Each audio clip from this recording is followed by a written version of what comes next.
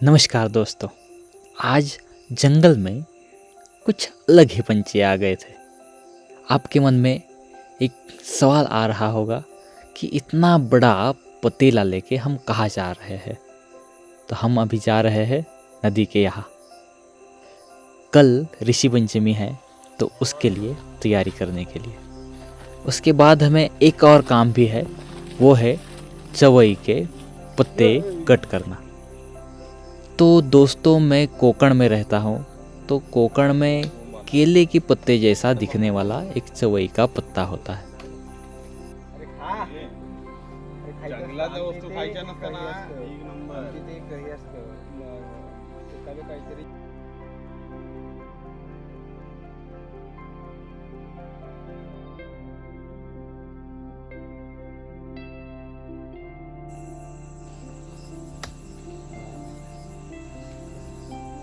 दोस्तों, जब भी मैं गांव में छुट्टी के लिए आता हूँ तो ऐसे ही पत्ते काट कर उन्हीं पर ही हम खाना खाते हैं। और गांव में काम करने का मज़ा ही कुछ अलग होता है। तो सारे पत्ते काट कर हम नदी की ओर चल पड़ते हैं।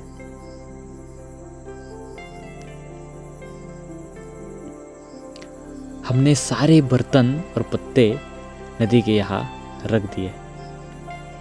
और उसके बाद क्या ही था, बस अभी मज़े करने थे। तो अपना कच्छा उतार के, टी शर्ट उतार के हम नदी में गोता लगाने उतर जाते हैं।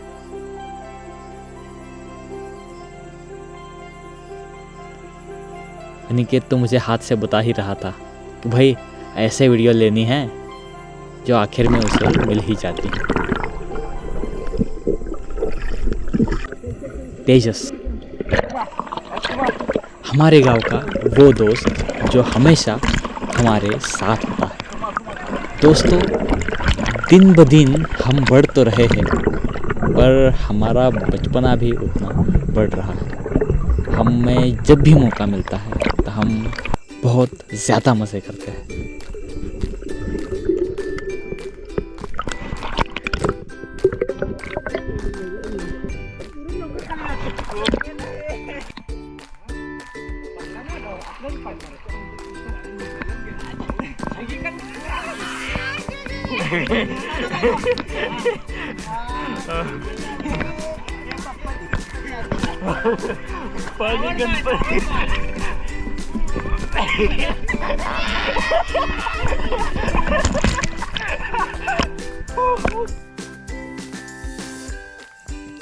तो दोस्तों, मस्ती करते वक्त सारे पत्थर लेके पानी के नीचे चले जाते हैं।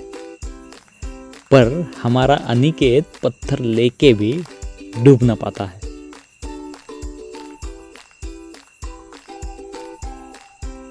उसके बाद शुरू हो जाता है तेजस का डांस।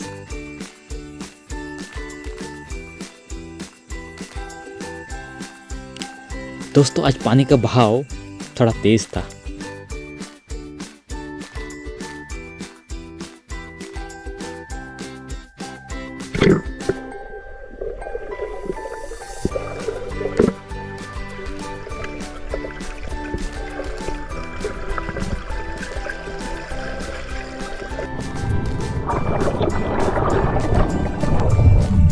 दोस्तों, तो आज के इस भाव के साथ आज के इस दिन को हम करते हैं बाय और मिलते हैं कल सुबह को। बाय। सुबह को बुजुर्गों का आशीर्वाद लेके मेरे पिताजी निकल जाते हैं। दोस्तों, ऋषि पंचमी एक ऐसा त्योहार है जिसे सदियों से मनाया जाता है। मेरे परदादा ने मेरे पिताजी को ये शिक्षा दी थी। मेरे पिताजी मुझे हमेशा बताते हैं कि हमारे यहाँ जो रेप्टाइल्स होते हैं या छोटी मोटी बीमारियाँ जो होती है, उन्हें हमारे जंगल से ही वनौषधि इससे उसका इलाज किया जाता था। और आज का जो दिन होता है वो इन सारे ऋषि मुनियों को समर्पित होता है। और आज इस पूजा में जो प्रसाद होता है उसमें सारे कच्ची सब्जियां, गुड़, नारियल, चावल, इन सभी का इस्तेमाल होता है। ये बहुत ही ज़्यादा पौष्टिक होता है। इसे अच्छे से पकाकर इसे नैवेद्य के रूप में भगवान को चढ़ाया जाता है। पर इस पूजा के टाइम हमें वहाँ रुकने की इजाज़त नहीं होती, तो हम निकल जाते हैं महाप्रसाद की तैयारी करने के लिए। कंधे पर सिलेंडर लेके और सूरज और हर्षल चूल्हों को लेके जंगल में चले आते हैं।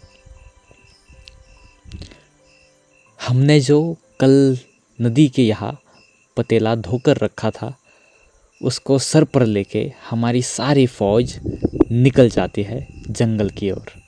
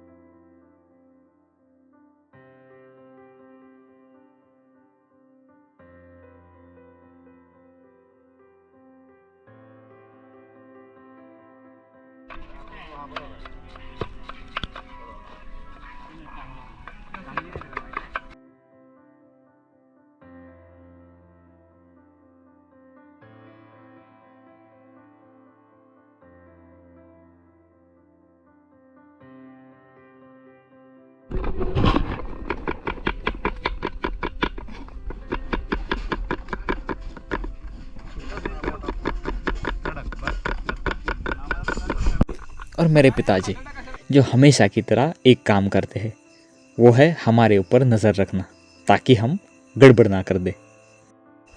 दोस्तों, इसका महाप्रसाद ऐसे तैयार होता है कि जैसे पुराने ज़माने में ऋषि मुनि घरों के यहाँ जाकर भिक्षा मांगते थे और जिससे उनका गुजारा हो जाता था।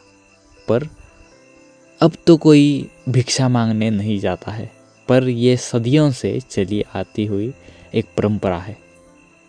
तो इस दिन जो गांव के सारे लोग होते हैं वो सीधा इकट्ठा करके भेज देते हैं जो इन पतीलियों में आ जाता है। तो हम इसे जंगल में पकाते हैं और ये जो महाप्रसाद है वो उन सभी के घरों में भेज दिया जाता है। दोस्तों, ये दाल जो आप अभी देख रहे हो इसमें कई सारी दाल मिक्स होती है। तो क्या होता है कि जो सीधा आता है जो लोग अपने प्यार से देते हैं उनमें कई प्रकार की दालें होती है। और ये जो चावल होते हैं इसे पकाना भी आसान नहीं होता, क्योंकि इसमें हर घर का हर तरह का चावल होता है।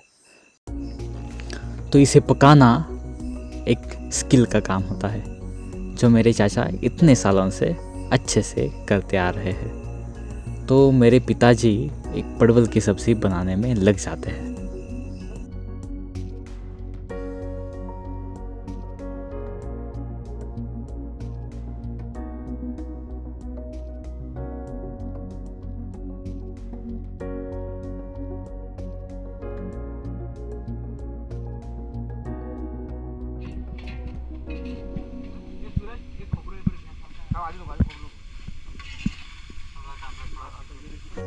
दोस्तों, ये जो सब्जियां आप देख रहे हैं वो लोगों के घरों से आई हुई है जो अपने प्यार से अपने बगीचों में उगाते हैं।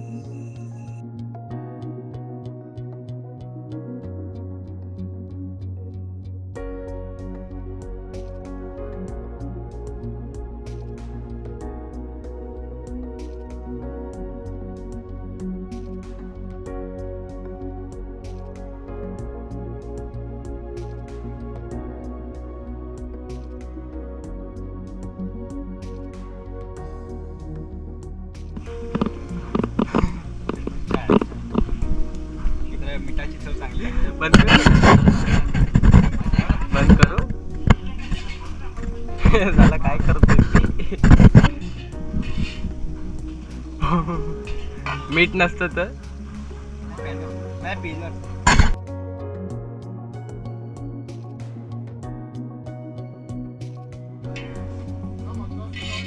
हमेशा से ही मेरे पिताजी का एक ही काम होता है, वो होता है एक जगह पे बैठ के सब्जियां बनाना।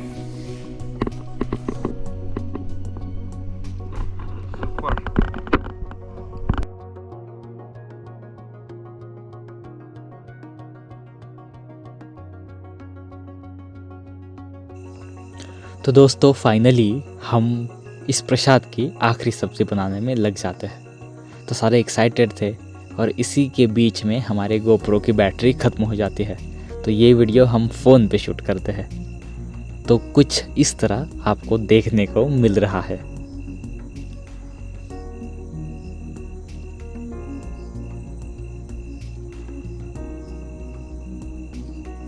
तो फाइनली ये बन के तैयार हो गई है। तो उसके बाद चाचा की कुछ ऐसी रिएक्शन थी।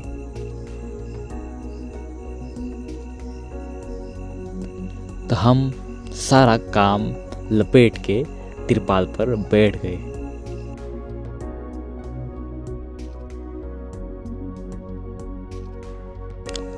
तो जैसे मैंने बताया था कि जो लोग सीधा भेज देते हैं उनके लिए महाप्रसाद फिर से उनकी घरों में भेज दिया जाता है।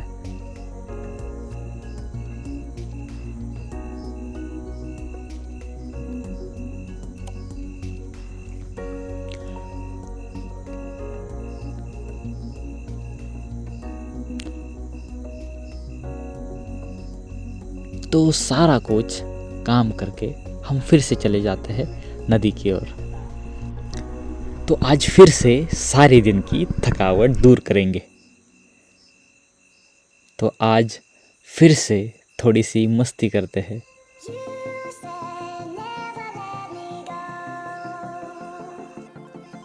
तो दोस्तों मिलते हैं अगले व्लॉग में, तब तक के लिए बाय बाय।